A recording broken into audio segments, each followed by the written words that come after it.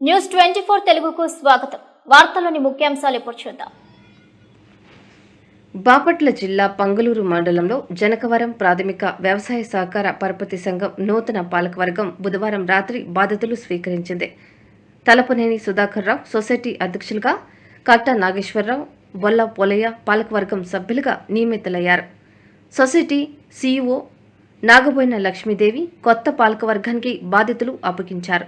ఈ కార్యక్రమానికి వైసీపీ మండల కన్వీనర్ స్వయంపు హనుమంతరావు, పార్టీ గ్రామ అధ్యక్షులు బాచిన ఆంజనేయులు, పార్టీ నాయకులు గుడిపూడి రామారావు, సొసైటీ మాజీ అధ్యక్షులు రావూరి శ్రీనివాసరావు, పార్టీ నాయకులు హాజరయ్యారు.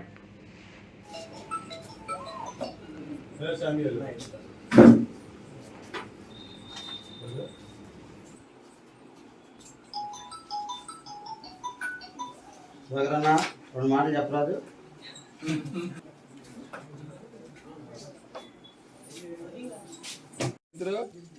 పైకి ఎట్లా